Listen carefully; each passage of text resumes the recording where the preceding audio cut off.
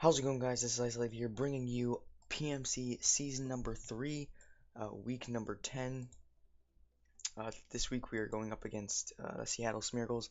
I'm not too sure about playoff implications, but right now we are 4 and 5, and in the PMC it's kind of different. Most people actually make it to playoffs, whereas okay, so there's like 16 people in the league. I'm pretty sure like 10 people make it to playoffs and 6 people don't, which is pretty cool, I guess. So I'm not sure if we still make it if we lose this, but it's definitely a possibility that we make it even if we lose this. But I still want to win, obviously, because winning would obviously pretty much secure my playoffs. But yeah, so we're going up against the Seattle Smeargles, sketchy Smeargle. Link will be in the description, as will everyone else's in the league. So yeah, he's got, obviously you can see his team on the below right there, right? Yeah. So last time I battled him, we got pretty haxed. We got our Kabutops frozen when it was about to sweep, and then we got our Haxorus critted when it was about to sweep. So that's a bit unfortunate, but let's hope that doesn't happen. I've whipped up a pretty interesting team here, if you can call it that. So yeah, looking at his team, I'll just go over his team real quick. He does have that Victini, which it's so hard, so incredibly hard. Always a threat because it gets so much coverage. Um, he also has KB there, one of the strongest offensive threats in the game. Excadrill is a good rapid spinner and stealth rock setter. Also very scary with the Hippopotas's sand that can wipe through a team because of that offensive presence. Also it gets Swords Dance, so that's nice for it. Vaporeon, one of the biggest problems for my team last time we battled him, just because it just matched up pretty well against my team. Rotom Heat, he brought Rotom Heat last time. Since I don't have Tornadus, I'm not sure. Since I had Tornadus last time we battled, I'm not sure if he wants to still bring that against us. But who knows? He could. You never know. You never really know, huh? But yeah, it's definitely a kind of a threat. If it's offensive, it could be. Who knows? And then he's got the Roserade. He didn't bring Roserade last time, but it does get spikes, toxic spikes. I don't really see him bringing it since I do have Necrozma there, Volcanion there, Dodrio there. Just a bunch of things that can kind of hit it hard, but he could bring it for Whimsicott because Whimsicott was kind of an issue for him last time. Next up is Scrafty. He didn't bring Scrafty last time. I'm guessing just because I did have a Tornadus.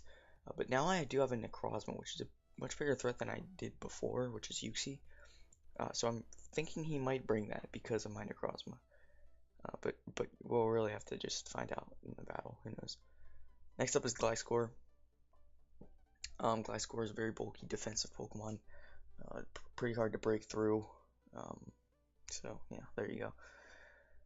Next up is Hippopotas, which is obviously a sand setter for his Excadrill. Really good pick for him, in my opinion, because his last 3 picks had to be tier 5B because of his such higher tier picks in the beginning. So I'm like, he's like, he's got to pick something that's gonna help his team out, and yeah, he felt like Hippopotas was good. I'm pretty sure that's the best tier 5B he could have gotten for his team because of Excadrill, because it can set up the sand for Excadrill to sweep in. It's pretty bulky with Eviolite, so there's that. He also got the Mr. Mime, which is his fairy type. It's actually his only fairy type, so I guess that's why he got it. He's only brought it like once though, so I'm not really expecting that. Who knows though? Who really knows? Like Victini just brings every single time. You don't really need to bring Mr. Mime if you're bringing Victini most of the time, unless you want to like set up screens or something. Last but not least, he has Delibird, Rapid Spinner, Hustle boosted Ice Shards, Aerial Ace, stuff like that. It's really just weak and kind of just there. It has a kill though.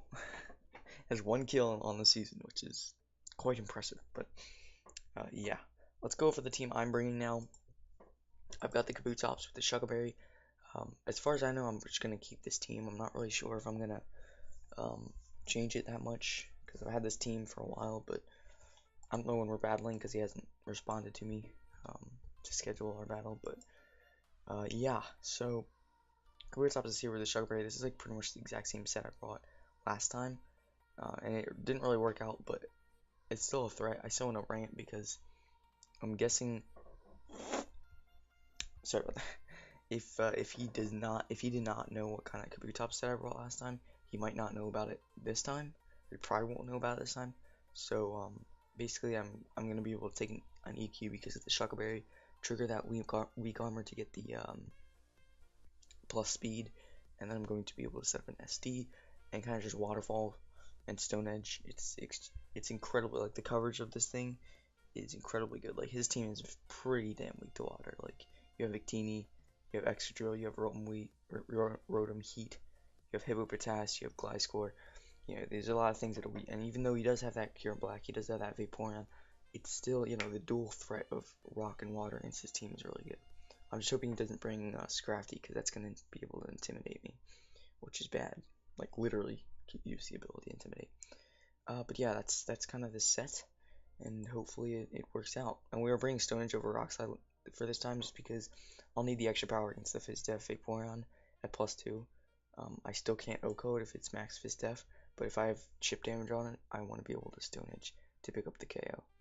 And even though it has a bigger chance to miss, I feel like it's worth it, because it's got to come through this time. Next up is Dark Matter, our Necrozma, with the Stealth Rocks, Thunder Wave, or Stealth Rocks Toxic, Thunder Wave EQ. The reason for this set is because I had Uxie last time to wall, or pretty much, you know, that was my answer for Excadrill. I don't have that this time, because I traded it away. Again, not too sure why I traded Uxie. I was kind of stupid. I just didn't want two Psychic types, but at the same time, that was bad.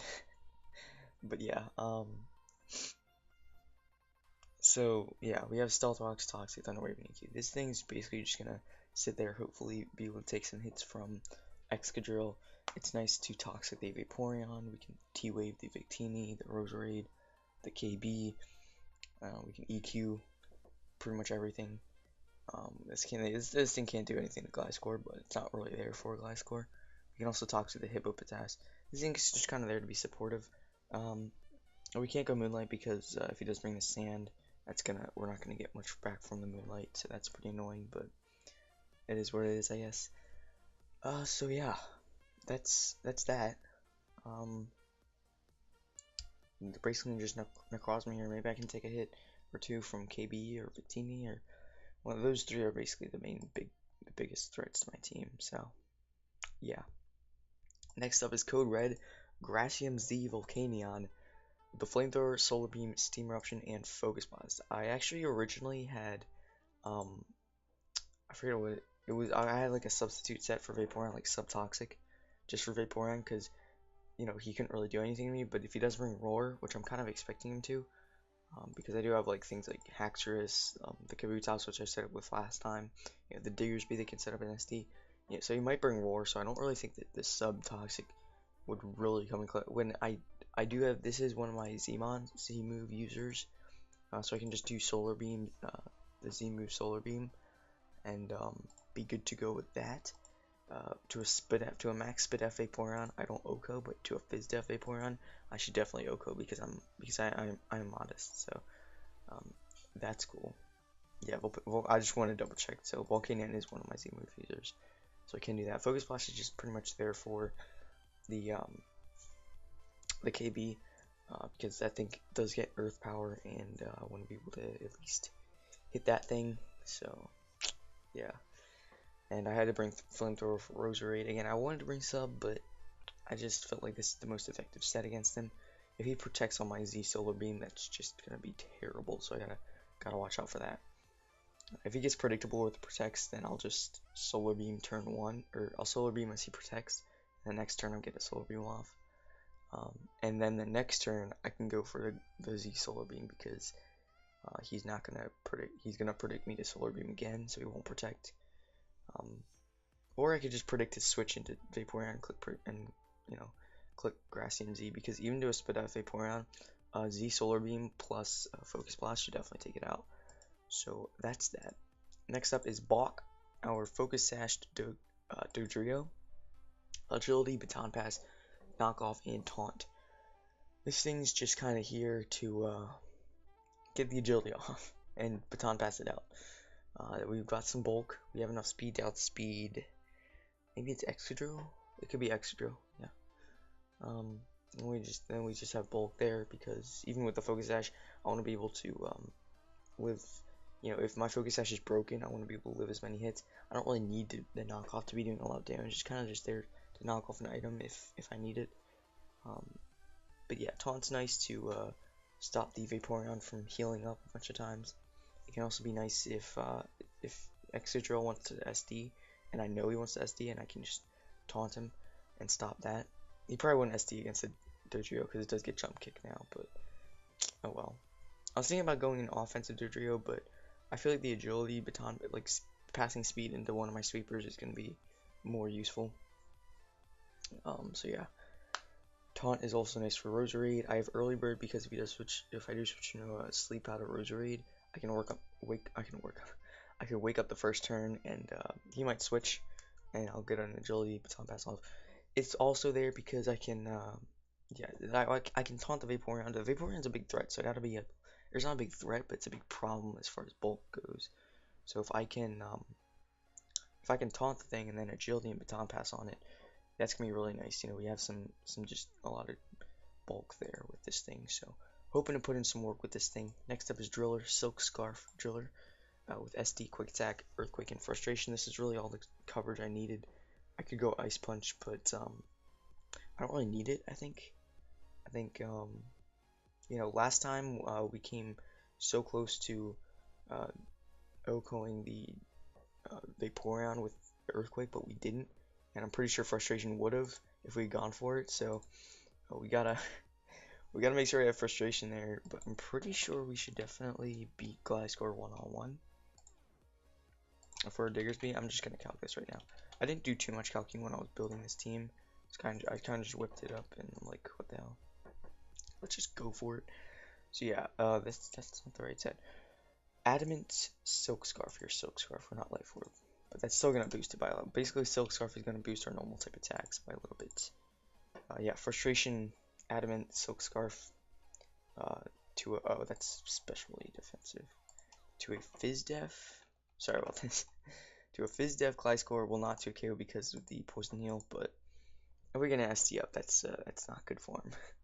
I don't know, maybe I'll change that to Ice Punch, but who knows. It's going to have to be a game time decision. Konnichiwa is here as our last mon. We have Sword Dance, String Punch, Knockoff, and HP Ice. This thing can outspeed probably like an Adamant or a Modest Victini. I say probably because I'm not really sure. It's actually probably also for the max speed Roserade. I think that's what it could be for, but yeah. If we get an SD up, we have Drain Punch because I don't want to have to rely on High Jump Kick because of the Vaporeon it can protect. So I don't want to do that. I need HP Ice for the Gliscor. Because you can see my special attack. I've got pretty decent special attack with this thing. So even though I'm not really invested too much, it's still gonna do a good amount. And then just knock off. It's the Victini. Pretty much anything that Drain Punch doesn't hit. We can he brought Whirlwind Hippopotas last time. But even if we get an SD up and he brings in Hippopotas, we can go for Drain Punch, and it's still going to do a decent chunk, as he probably Whirlwinds us out there. But yeah, this team is heavily just based on trying to sweep. You know, we have the support mon with Necrozma, we have the agility BP with Dodrio, we have our star here in Kabutops. Code Red's just there to be able to punch some holes through his team, to be honest. Driller could be the cleanup. Konnichiwa could also be the cleanup. So that's basically that. We're gonna try to whittle his team as much as possible, and then bring in something to finish the game. Get an SD up and finish the game, pretty much. Either Diggersby or Mancho. That's the plan. We have no hazard removal on this team, so I'm hoping he doesn't bring Stealth Rocks on Gliscor or Excadrill or Hippopotas, but you know, who knows? Anything could happen. So anyway, that's that. Thank you guys so much for watching. I don't know what I'm gonna battle. I just decided to record this because I had time. So yeah. If you enjoyed this video, please hit the like button. And if you're excited for the last game of PMC Season 3, in the regular season at least. Make sure you hit that like button out as well. Stay tuned for the battle. It should be up tomorrow by the time when I upload this. It should be up the day after I upload this. Um, but yeah, again, thank you guys so much for watching, and I will see you guys next time.